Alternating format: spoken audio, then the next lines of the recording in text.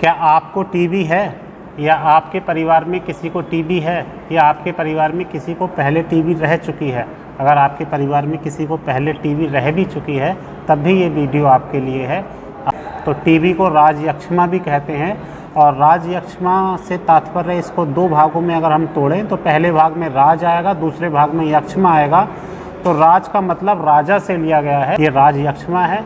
ये एक ऐसी बीमारी है जो आने से पहले भी बहुत सारे निशान छोड़ के जाती है, और जब ये चली जाती है उसके बाद भी ये बहुत सारे निशान छोड़ के जाती है, तो इसको इसीलिए राजयक्ष्मा कहते हैं। और ये एक संक्रामक बीमारी है, एक से दूसरे व्यक्ति में ये फैलती है, और जो इसके कारण ये फैलती है, जिस बैक्टीरिया के कारण ये फैलती है वो माइक्रोबैक्टीरियम ट्यूबरकुलोसिस वो कहलाता है। और ये बैक्टीरिया सबसे पहले फेफड़े पे प्रभावित करता है, आपके फेफड़े पे प्रभावित करेगा। और अगर ये फेफड़े के अलावा आपके और बॉडी को प्रभावित करता है और अंगों को प्रभावित करता है तो ये एक्स्ट्रा पल्मोनरी ट्यूबरकुलोसिस कहलाता है। और इसके साथ ही साथ इसके जो हम अगर लक्षणों पे बात करें तो इसका जो सबसे मेन और सबसे पहला लक्षण है वो है बलगम में खून आना। अगर कोई व्यक्ति खांसे और उसके बलगम में खून आए तो उसको बिल्कुल उसी दिन, बल्कि तभी उसको जाना चाहिए डॉक्टर के पास और अपनी टीबी की जांच करवानी चाहिए। लेकिन ये जो बलगम में खून आना लक्षण है ये बाद का लक्षण है, लेकिन ये सबसे महत्वपूर्ण लक्षण है। लेकिन इसके अलावा जो और लक्षण है जो पहले से ही शुरू हो जाते हैं वो है भूख की कमी, और यानी कि लॉस ऑफ एपेटाइट। अगर किसी व्यक्ति को अचानक भूख में कमी महसूस होने लगती है तो वो कहीं ना कहीं टीबी का लक्षण है, लेकिन लोग इस पे ध्यान नहीं देते क्योंकि आजकल वैसे ही लोग ओबेसिटी के शिकार हैं। तो अगर उसे भूख कम भी लगती है तो वो सोचता है कि चलो ये तो ठीक है, और भूख कम लग रही है तो कहीं ना कहीं मेरा वजन कम ही हो रहा है। और जब भूख की कमी होती है तो भूख की कमी के बाद अगला लक्षण क्या होता है? भूख की कमी के बाद अगला लक्षण होता है वजन की कमी। अगर आप खाना कम खाएंगे तो आपका वजन भी घटेगा। तो इसमें भी वो व्यक्ति सोचता है चलो अगर यार मेरा वजन भी घट रहा है या कम हो रहा है तो ये बहुत अच्छी बात है। और वैसे भी आज के समय में पतला दुबला होना अच्छा माना गया है, तो लोग सोचते हैं कि कहीं ना कहीं वजन भी कम हो रहा है तो ठीक है। तीसरा इसी में जो अगला लक्षण है वो है कि बुखार बने रहना, और बुखार शाम के समय बने रहना।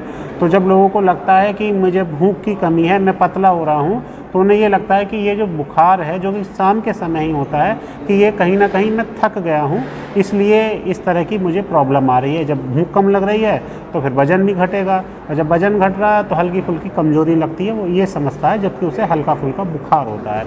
इसके अलावा ऐसे व्यक्ति की सांस फूलती है, और इस तरह के व्यक्ति को 3 सप्ताह या उससे अधिक खांसी बनी रहती है। तो अगर आपके पास ऐसा कुछ लक्षण है कि आपको अकारण भूख की कमी हो गई है, आपका वजन घटता हुआ जा रहा है, या फिर आपको शाम के समय बुखार रहता है, ये जो मैंने आपको 6-7 लक्षण बताए हैं, ज़रूरी नहीं है कि ये सातों हों तभी आपको टीबी हो। अगर आपको 1-2 लक्षण भी हों तब भी आपको सावधान होना जाना चाहिए। किन लोगों को ये ज़्यादा रहता है? जिन लोगों को तनाव होता है उन लोगों को ये ज़्यादा रहता है, चाहे वो ऑफिशियल तनाव हो, चाहे पारिवारिक तनाव हो, चाहे किसी बच्चे को पढ़ाई का तनाव हो, उन लोगों को ये ज़्यादा रहता है। क्योंकि जिन लोगों को तनाव होता है उनकी कहीं ना कहीं इम्यूनिटी कमज़ोर होती है, और तनाव के कारण ही इम्यूनिटी कमज़ोर नहीं होती, कुछ बीमारियों के कारण भी इम्यूनिटी कमज़ोर होती है, जैसे डायबिटीज़। जिन लोगों को डायबिटीज़ होती है उन लोगों को भी टीबी का खतरा बढ़ जाता है। जिन लोगों को HIV की प्रॉब्लम होती है उनको भी टीबी का खतरा बढ़ जाता है। इसी तरह से जो लोग सिगरेट पीते हैं उनको भी टीबी का खतरा बढ़ जाता है। सिगरेट से मतलब बीड़ी भी है, तो जो लोग बीड़ी सिगरेट पीते हैं उनको भी टीबी का खतरा बढ़ जाता है।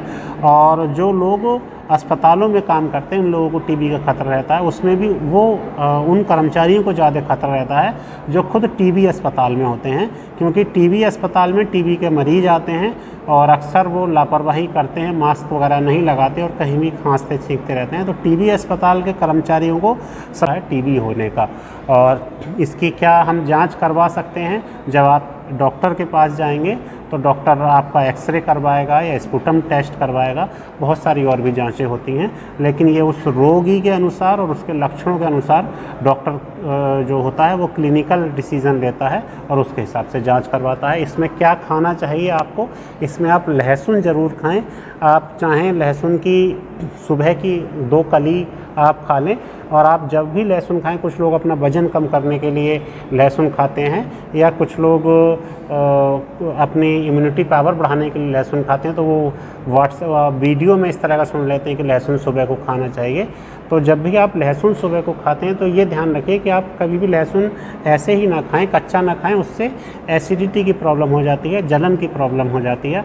आप जब भी लहसुन खाएं तो आप उसको किसी चीज़ के साथ खाएं, जैसे अगर सुबह आप खाएं तो लहसुन को आप खीरे की स्लाइस के बीच में रख के खाएं, तब आपको फ़ायदा होगा। और अगर आप सलाद के रूप में खाना चाहते हैं या खाने के साथ खाना चाहते हैं तो आप लहसुन को रोटी के टुकड़े के बीच में रख के खाना खाएं। बिल्कुल अगर आप इस ऐसे ही कच्चा निगल लेंगे तो आपको उस दिन या 1-2 दिन बाद फिर खट्टी डकारें आने लगेंगी। तो आपको टीवी में लहसुन का प्रयोग बढ़ाना है। साथ ही साथ आपको सेब खाना है, और अगर आप सेब पे काली मिर्च डाल के खाएं तो ये कि अद्भुत नुस्खा है, जिससे कि आपको टीबी की दवाइयाँ जो चलेंगी उसमें जल्दी फ़ायदा होगा। और आप प्राणायाम करें, अनुलोम विलोम, कपालभाति, और आप गर्म पानी पिएं। आप जब गर्म पानी पिएंगे तो इस पर्टिकुलर भाग को एक सेक लगती हुई जाएगी, और गर्म पानी में आप अगर अदरक और तुलसी डाल लेंगे तो अधिक फ़ायदा होगा। इसके अलावा आप जो भी खाना खाएं, चाहे वो आप चावल खाएं, चाहे आप सब्ज़ी खाएं, चाहे आप दाल खाएं, आप इस तरह का खाना खाएं कि उसमें भाप निकल रही हो, भाप निकलते हुए चावल हो या भाप निकलती हुई दाल हो, उससे आपके इस पर्टिकुलर पार्ट को सेक लगती हुई जाएगी, जो आपके लिए काफ़ी फ़ायदेमंद होगा। और इसके अलावा आपको जो चीज़ नहीं खानी है वो आपको चाय नहीं लेनी है, आपको कॉफ़ी नहीं लेनी है, सिगरेट, गुटखा, पान मसाला, अल्कोहल, तंबाकू, इन चीज़ों को आपको नहीं लेना है। आपको दवाएं क्या करनी है, आप साथ आयुर्वेदिक मेडिसिन ज़रूर लें, क्योंकि अगर आप आयुर्वेदिक मेडिसिन लेंगे तो जो आपकी एलोपैथ मेडिसिन्स चल रही हैं वो आपका कम समय में कोर्स ख़त्म हो जाएगा। अगर वो 6 से 9 महीने आगे बढ़ना है तो वो कम समय में कोर्स ख़त्म हो जाएगा। जितने का चलना है वो तो उतना कंपलसरी है, उससे पहले आप नहीं छोड़ सकते। साथ ही साथ जो इन दवाइयों के साइड इफ़ेक्ट हैं वो भी कम होंगे, और आगे दोबारा टीबी होने के चांसेस आपको कम हो जाएंगे। इसलिए आपको आयुर्वेदिक दवाई लेनी चाहिए। आपको इसमें क्या क्या दवाएं महत्वपूर्ण हैं जो ले सकते हैं, आप इसमें नागवाला ले सकते हैं, और नागवाला को आप गौघृत के साथ मिला के लें। लेकिन जब आप नागवाला को गौघृत के साथ मिला के लेंगे तो असमान मात्रा में लेंगे, बिल्कुल दोनों चीज़ें बराबर मात्रा में ना हो। साथ ही साथ जो 3 मेडिसिन हैं वो बहुत अच्छी हैं। एक तो है गिलोय घनबटी, एक है तुलसी घनबटी और लक्ष्मी विलास रस। ये एक गोली सुबह दोपहर शाम लेनी चाहिए इन तीनों की। ये बहुत अच्छी मेडिसिन्स हैं। और इसके साथ ही साथ टीबी के रोगी लगभग पहले महीने से ही फ़ायदा होने लगता है, लेकिन मैं उनसे कहना चाहूँगा कि अपना वो कोर्स पूरा करें, क्योंकि डॉक्टर के साथ साथ मरीज़ की भागीदारी बहुत महत्वपूर्ण है। और अगर मरीज़ बीच में दवाई तोड़ देते हैं तो कहीं ना कहीं प्रॉब्लम हो जाती है। तो आज हमने जाना टीबी के आयुर्वेदिक उपचार के बारे में। अगर आपको वीडियो अच्छी लगी हो तो आप वीडियो को ज़रूर लाइक करें, साथ ही साथ शेयर करें और चैनल को ज़रूर सब्सक्राइब करें। धन्यवाद।